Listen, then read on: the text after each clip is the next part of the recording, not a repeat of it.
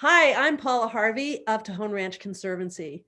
We're continuing in our series on science careers, and we're going to talk today with Jazmine Mejia-Munoz. And Jazmine is going to tell us all about what she is doing. Welcome, Jazmine. Hi. Hi, thank you, Paula, for having me here. I'm very excited. I'm the research associate at the California Marine Sanctuary Foundation, and my official title is the Research, Education, and Outreach Associate, and that's exactly what I do. We work on implementing critical solutions for the issues that are being faced between the interface of the land and the ocean. So for example, right now I'm working on a project where we're working with different farmers across the Bay Area, and we're trying some biodegradable mulch. So mulch is that plastic that covers like strawberries or lettuce fields. And so we're working on a biodegradable mulch that ideally you till it into the soil, and then eventually it's going to degrade into the soil and become food for bacteria. And that way we can reduce plastic from going into the ocean. And yeah, it's very collaborative work. We work with a lot of people from across the Bay Area, and I'm very excited to be here. So thank you. You know what? I want to get back to the idea of collaborative work later. In fact, I'm going to write myself a note. Okay. To talk about that, because in science, really, collaboration is huge. It's not something that you just go into the room and do by yourself. Well, let me talk to you a little bit about how you got where you went. So you've talked about what your job is and what your organization does, but would you talk to us first about your educational path, starting in high school, how you got interested in science and where you are right now? And then after that, we'll talk about where you're going. Yeah. Well, when I was in high school, I knew I wanted to do working with animals. And I always had the idea that I wanted to be a zookeeper. And then just sort of at the end of my senior year, I job shadowed the director of Calm Zoo. So it's a local zoo, the California Living Museum here in Bakersfield. And I job shadowed some of the zookeepers. And I really thought to myself, this is not for me. I do want to work in conservation, but I don't want to be working alongside an animal and taking care of it all day. I want to work with sort of the bigger picture. And so from there, that really motivated me to go. And I knew I was going to be going to California State University, Bakersfield for my bachelor's. So I quickly went over, and that summer after I graduated, and I talked to the director of the honors program, and I told her, you know what, I really want to work with ocean conservation, but we're in Bakersfield, the middle of the desert, and so how can I get there? And so she really got me connected with Professor Dr. Stokes at CSUB, so California State University, Bakersfield. And in there, I was doing research with her. Soon after, I went and doing research with another professor. So I was doing research in two separate labs, Dr. Lauer, where I was working with California sea lions and studying valley fever. And, you know, throughout my 4 years of my undergrad, not only was I involved in doing research, but I was also doing different internships. And I can talk about more about that throughout the interview, but I was involved in doing internships and extracurricular activities outside, joining clubs, being officers in clubs. And not only did I do this as a college graduate, or a college student, but I actually started that way back, even from middle school, that I was involved in the Roots and Shoots Club. And so that's sort of like what really opened my view into animal conservation. And I ran for president and I got that. Then in high school, I was also president of the Outdoors Club. And I was very involved in different clubs that really exposed me to the different career opportunities. And I think that's key for all students, that they get involved, because sometimes, you know, we have a couple of careers in our mind that we're aware of, but there's such a variety out there. And if you don't get involved early on, you're not going to have that exposure. And it's sort of hard that you're 18, you just graduated high school, you can't really vote, but you're supposed to know what career you're supposed to do for the rest of your life. And that's a hard choice. So you want to prepare for that, then you really have to be involved. Go get that network, job shadow. I know we're in a pandemic right now, so virtually send emails and ask them, can I have a Zoom meeting with you? Can I have a virtual meeting where we talk about your career and do a virtual job shadowing, but that's key. And so I made sure to do that so that when I was in college, I knew what I wanted to do. And it's okay for our paths to change, right? I mean, the more we know, then we're like, oh, that's an interesting career. How can I get there? Now, I know you did several internships. Can you talk about those? Because unlike a lot of students, you really went out of your way to experience lots of those extra things that were available to you, which probably gave you an edge in terms of future career placement and that type of thing. So tell us about your internships. Yeah, let me start by saying that none of those internships wouldn't have been possible if it wasn't for all the collaborative work that I was doing. And that's really key. That networking really got me to all these opportunities of internships. The first internship that I did was at the Moss Landing Marine Laboratories, and it was very hands-on research. We were working with the California Stranding network. And so we would go out and collect animals that had stranded on the ocean. And so at one point, I remember we were in a slough and a young dolphin had stranded. And so we were out there and I had to carry this dolphin, in the back of my shoulders with another intern. And I just thought to myself, wow, this is great. I really enjoy that I'm going to be able to, the dolphin was dead, but that we're going to be able to know why the dolphin had died. But that told me that was not what I wanted to do for the rest of my life. I didn't want to just be doing the science. I wanted to be part of what makes the difference so that this dolphin doesn't end up dead and that someone else doesn't have to pick it up like I did. And so, with that internship, it really opened my eyes to all the problems that we were facing in the ocean, and it taught me what I wanted to do and what I didn't want to do. And that's important, that in whatever we do, that not only are we focusing on the details, but that we can zoom out of the picture and see, is this a career that I want for myself?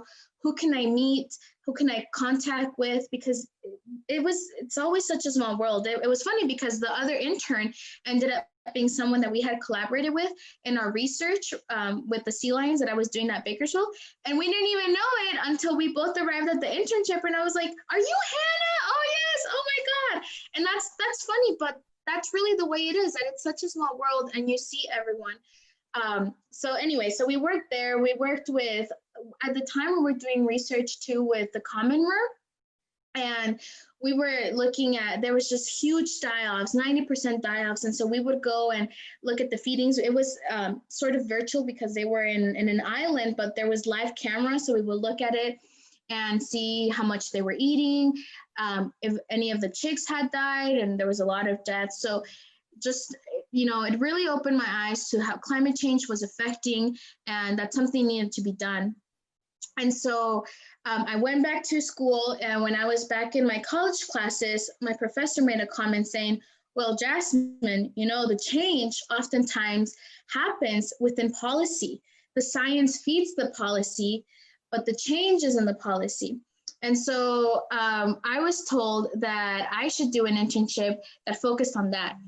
And I also heard a talk with Dr. White, who at the time was the science director at the Tejon Ranch Conservancy. And he also talked about how a lot of things were political, and there was a lot of the science and the policy really worked together, and they had to go hand in hand to have a successful approach to the problem. And so I went and I applied to an internship at NOAA in Massachusetts, and I got it. And in there, we went and I was in charge of my main project was to write a policy on the guidance of ways to conserve seagrasses. But through that internship, we would go and attend meetings of the coastal fishery meetings. We would attend outreach events, and that really opened my eyes to the lack of diversity. And so I thought, I went to one of the fishery meetings and I counted, there was 21 people. And out of those 21 people in the meeting, only 5 of them were women and 3 of them were in charge of like writing down notes. And I thought, whoa, we need more diversity here. So I came back and I was very shy because I was an intern, but I went and I introduced myself to the superintendent. And I said, well, my name is Jazmine. And I just wanted to say that I really appreciated going to that meeting, but I'm a little bit disappointed because I saw a lack of diversity. And he said, look, Jazmine, look at that wall behind. And there was a big award for diversity. He said, I know there's a lack of diversity and we're pushing for diversity. That's why we had started a summer internship program where we bring students from across the United States and they come and they work at HUI, which is a research center down in Massachusetts. And so he said, but I'm not doing this out of guilt. He said, this is not a guilt trip. He said, this is a business strategy. Because if we're working with someone from Latin America and we have a Latin American representative in our team, now we have a better collaboration.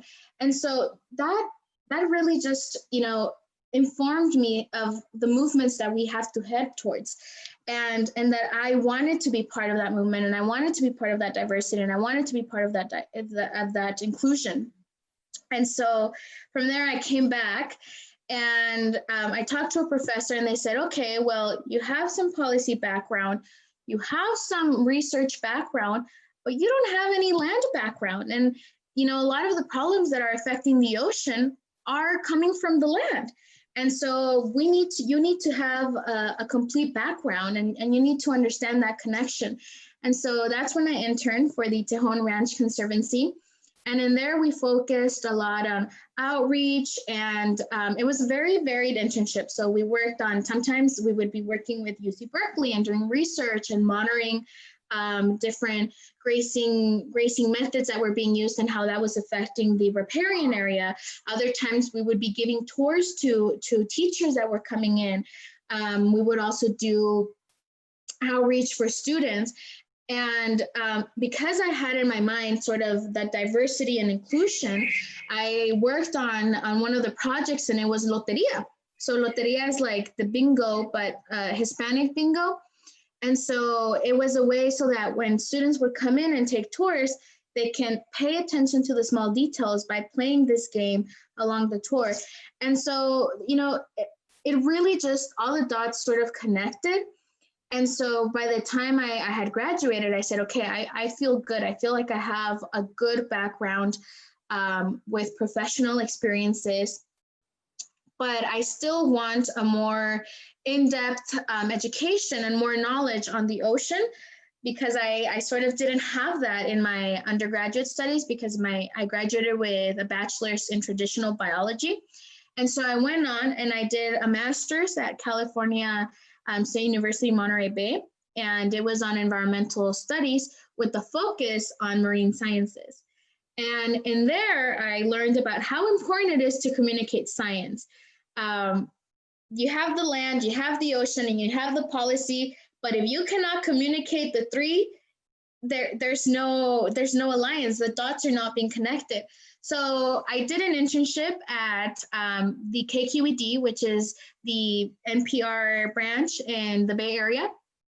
And in there, I learned a lot about science communication. We would do the online portals, YouTube videos, Deep Look. The YouTube video series is called Deep Look. And we would work with internationally. So from scientists in Europe and scientists in Mexico, and I would get to speak Spanish and talk about them. And it was really key to be able to communicate everything that we were doing. And in addition to that, we would do, I already mentioned radio pieces, but also written articles for the online portal. And that was just whenever I saw a gap in my professional background, at least the gap that I thought was important for me to fill in, then that was an internship that I would try to do to fill in that gap. Yeah. Wow. Amazing. So not only did you get your bachelor's degree and your master's degree, but you spent so much time really getting varied experiences in the field to see the different ways that you could approach science. So where are you at? What are your future plans now? I'm very excited with what I have right now, and I really like the work that I do. Again, it's very collaborative. In the future, I want to be more involved in sort of that policy aspect. And so I would like to go to law school. I think, however, that a lot of people think of law school as like, I want to go to law school and be a lawyer. But I think that, at least based on my research that I've done in law school, it seems that law school gives you a very different perspective and different way of thinking. And so what I noticed was that some of the higher admin of the organizations that I look up to, like the Monterey Bay Aquarium, and others, their staff were having law degrees, and they weren't necessarily lawyers for the organizations. They just had that background. And I thought, okay, that's really key. A lot of the consultants too for the international organizations that were working with ocean conservations, they had their consultants that had a law background, but were not necessarily practicing law. And so that's sort of where I see myself headed. And of course, many things can change, but I wanted to take first just a little break to go and put into practice everything that I have learned and develop a bit of professional experience. And so I'm doing that now, and then preparing myself to go into law school, because that is the goal that I have for myself. But again, not necessarily to be a lawyer, but more so to be able to get into these positions. And the way I see it is that you need to have stepping stones, right? Where this is where I am now. That's the goal. What stones do I have to step on to get to that goal? And so I saw my master's as a stepping stone. And then now that I achieved it, now I see gaining this professional experience then as a stepping stone to going into law school. Great. So quickly, because you have mentioned collaboration so many times, so we probably have already discussed that, but a lot of times students, have projects at school that they have to either do by themselves or they have to do with other people. And I know that as a former educator, I did almost every one of the projects I had my students do was always collaborative. And oftentimes students would say, it's so hard to do collaboration. I wish I could just do this by myself. Can you just speak to collaboration a little bit? Yes, I've always heard that it's all about who you know. And I disagree with that a little bit. I think it's about who knows you. I know George Clooney. I know all the movies that he's been in. I know a whole lot about his career, but he does not know me. And therefore, it doesn't matter that I know him. When you collaborate, you need to make sure people know who you are. And you need to give the best of your work out so that you build a reputation. Companies have a reputation. You as a professional will build a reputation too. And you need to make sure that people know who you are. If you're in high school and you're volunteering, you need to introduce yourself, not only because it's, to have manners, hello, I'm this person, but also because they need to know who you are, and they need to know, wow, this student has potential. And they need to be proud of you when they write you that letter of recommendation. Reference letters are key. And if they know you, it's also, in Spanish, we call it chisme, right? The gossip. But it really is just communication. If they know you and they know of a job opportunity or an internship that's opening up, then they'll tell you. And there, your door just opened. You just have another door. You can decide to go into it or not. That's your choice. But that's really important. And how do you get into those sort of networking and collaboration in high school and in college? You attend extracurricular activities. You get yourself involved in clubs. You run for offices. And sometimes you see opportunities in ways that you don't imagine. For example, Interact. I was a member of Interact Club, and they would take us out to do activities at CSUB. And some people would be like, oh, I don't want to be telling them where to sit down. That's boring. No, it's not boring. This is a great opportunity because you chat with the people that you're telling them where they're going to sit down for the event. And in there, they learn about you, you learn about them. And you say, oh, what do you work at? Oh, that's a cool career. And then that's a way for you to learn about that career. So it's very important to collaborate. And a lot of times, I think students think that their education is going to teach them how to do their job. but your education is going to give you a basic foundation. They're going to give you a foundation for the field, the kind of work you're going to be doing. But ultimately, you're going to be learning how to do that work in your job. And when you have a gap and you don't know something, that's a really good way to say, oh, you know what? I remember working or volunteering or interning with this professional. That's a really good skill set. I should go and send them an email and ask, about some guidance, because now I'm stuck in doing this project and I'm not sure how to go there, but I have this really good contact. And it's important that not only do you stay in contact when you need help, but throughout, build those relationships, because those are really the ones that are going to be important. And it's also good to not just base it off of one person. When I was in college, and I had 5 mentors that I would proactively go and talk to every time. And for any big decision, I would go and talk to them. There were 5 very important women in my life. And I would always go and talk to them and ask them, well, I see that this is an opportunity that's coming up. I'm not sure. What are your thoughts? And I always had different opinions from each of them. Sometimes they were conflicting, where one would say, oh, no, don't do that. Another one would say, oh, yeah, do it. But why was it important for me to go and talk to them? Because they would bring up points that I would not consider, that I did not originally think about. So then once I had all the information, I could make an informed decision.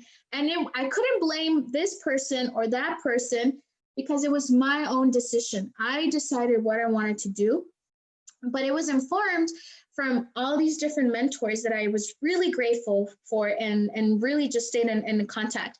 And still now I'm in contact with all of them. And I ask for advice when I need it. So yes, it's definitely not just about who you know, but truly, I think it's about who knows you. And you got to make yourself be known. And yeah, throw yourself out there. Sometimes it's scary. Sometimes it's scary because you're thinking, oh, I'm just a high school student. I don't know. That's okay. Use your high school student card. Let them know that you don't know, but that you want to know and that you want to be involved. That's key. And so don't be shy. Just throw yourself out there. When I got involved with the research of the California sea lions, I did not know that professor. I went up to her office and I said, rumor has it, you want to do research with sea lions. I'm the person for that. I'm interested in this. So just throw yourself out there and do that collaboration. And I mentioned before that it's a very small world, but it really is. Within your field, you're going to meet people and you're going to be like, oh, I remember working before. And I'm very young in my profession. And even now I see some people that I've worked with in the past. And that's always just lovely that we had that connection. So, yeah. I just want to reinforce this who knows you bit. Your current job you got because of that, correct? Yes. Yeah. So, and that wasn't a direct thing. That was sort of indirect. What happened? Yeah, well, I saw a job opening and I threw myself out there and I sent the email. They wanted someone to send an email if they were interested. So I emailed the CEO and I sent my cover letter. And shortly after that, I got an email from the professors at the university I went to, and they said, Jazmine, you just gotta apply to this job. It's so right up your alley. And I did, and that was great because it was really that connection. And so in my job that I have now, I'm collaborating with, just the other day, I opened up an Excel document. I said, I know this person. We went to school together. And so, we were working with that. And even right now, actually, we're working on a project. So I'm in Monterey now, but from my undergrad school with Bakersfield. And so that's just exciting to me because all the dots are just connecting. And so sometimes we do things that we don't even realize are going to impact our careers. When I was in high school, it was like freshman orientation, and they had, this is a little side story, but I think it's important. They had a trailer with chickens and horses. And I thought, oh my God, I don't know what that is, but I want to be involved with anything that involves animals. And so it was FFA, the Future Farmers of America. And I got involved in that because I saw chickens and I was attracted to the animals. And now, from in there, we took classes of both economics, science, and they were sort of they taught you the same basic information, but they had sort of like an agriculture, approach to it. And now in my job, a lot of the work that I do, because I'm working with some of my projects deal with agriculture. Some of the work that I do, I remember from my high school classes. Oh yes, I learned about this, and I would have never thought that my me going in as a freshman and seeing chickens and my decision to enter FFA would just impact my career so much, but it really did, and just all the dots just started to connect, and it's quite amazing. Wow. You've just given us so much good practical advice about your career path and about students' career paths. Put yourself out there, find many mentors, not just one. If you're a shy person like I am, you have to put that aside and stick out in some way. You're talented and you're capable. You have to believe in yourself and get there. If that's something you want, go get it. You're totally capable of it. I think one of the things you mentioned was the need for diversity in this business, in science altogether. Science has historically been a white male field, and it is completely changing now. Is that kind of an advantage for you right now because of that? Yes. And there's a young lady that I'm mentoring in Castroville, where I live, and she's from Oaxaca, and she knows a dialect. And I was talking to her about this, and I said, you are such a unique, you have such a unique niche of information. You're trilingual. You know English, you know Spanish, and you know Mixteco. You need to take advantage and be fluent in all three, because when you go and apply for a job, you're going to be able to promote yourself as trilingual. I was able to promote myself as bilingual, and right now a lot of the work that I do, I'm able to do it in both English and Spanish. And with my collaborators and a lot of the farm growers, they speak Spanish, I speak Spanish, and it's just so great that we're able to communicate in that way. So if your parents know a different language, French, Russian, if you are like, I don't want to take my French or my Spanish class in high school, take it. It's such an advantage. You're able to communicate with such a greater population in this world. So it's such an advantage. If your parents know a skill that you're like, oh, I don't want to learn about that, take it. When I was a little girl, my dad we would move cattle from one ranch to another. I would have never thought that was going to impact my career. And, right now we're working in a ranch cattle. When I was in Tejon Ranch, we were working in a ranch that they had cattle. And I knew a lot of the stuff that was going on because my father had taught it to me early on. And that was not that I took an internship and learned about it. It was just stuff that I learned as a young girl. And so languages, these skills that your parents might have, they're all important. They're all important. And it's also important that as a professional, you encourage that diversity. Again, it's a business strategy. It's a business strategy that's going to help you move forward. And so like right now, not only am I involved in my job, but I'm also a co-chair emeritus of a marine network. And one of the things that we focused on was to increase diversity. I also co-founded a mentorship program for high school students in Castroville, the North Monterey County High School. And that was part of our goal, that we wanted to encourage just the students to go and think of science as a career. And so we go in once or twice a month, and we talk about what we're doing and how that can be turned into a career. But really, it's something that's really within me. It's rooted in me. I was molded that way, that I wanted to make sure that throughout my career, not only am I focused on me and growing as a professional, but that we can also share these resources with other students, so that the other students can have an opportunity to be part of this amazing world. And so I really do think that the change, and it's really in the hands of the next generations.